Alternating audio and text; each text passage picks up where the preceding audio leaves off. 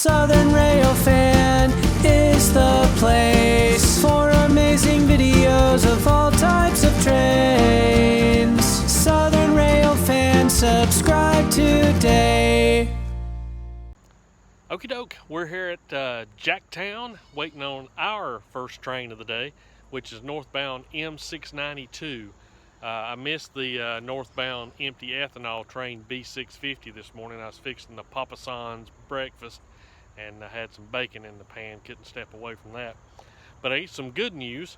They were coming through, maintenance people were coming through, and I don't know if they re-recorded or whatever modification they done to the defect detectors, but now I just heard the 225 defect detector go off, and it actually gave out a car count.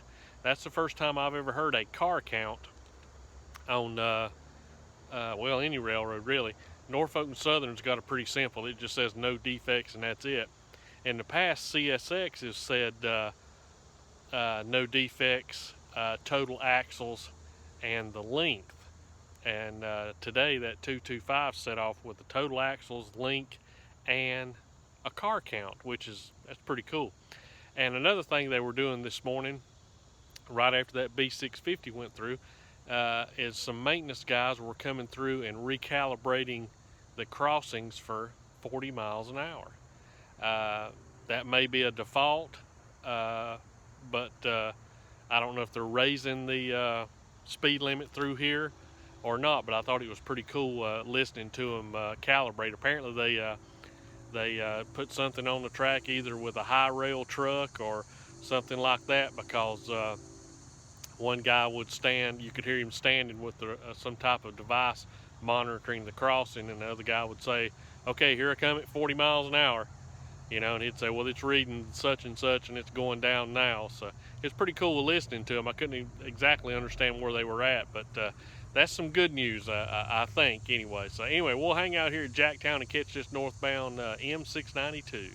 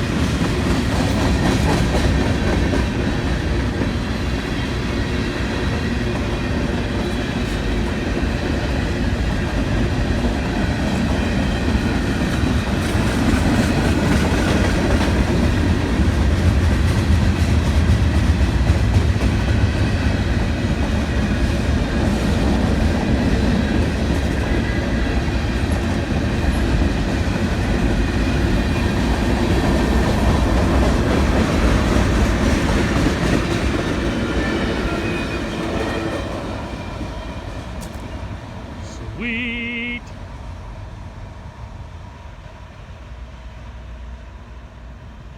Okie dokie, I promised you guys yesterday we'd look at some pictures that was sent in by one of our subscribers, Gary Weepers from Hackettstown, New Jersey. I might have ruined the last name too. I think it's Weepers, maybe Queepers, but I think it's Weepers. And some of them, well, they're all pretty cool, but a couple of them really talk to me. Check that out. That is his man cave room. Got some railroad lanterns up there. O-gauge layout. Pretty cool. This is a little better picture of the layout. Got a Bangor and Aroostook State of Maine potato boxcar there. New Jersey Transit manual. Here's some of his rolling stock. I think that's a Trainmaster Morse locomotive. Looks like maybe an SW1 back there. A little high rail truck, crane car. This glass thing here, I think that's a telegraph line insulator. Alrighty, next up is, I guess, a different look at some more of his rolling stock. Here's I think that's a Spotlight car, 200-ton crane. I like some of his posters and stuff. I like all those movies. Band of Brothers. Alrighty, here's another better look at some of the rolling stock.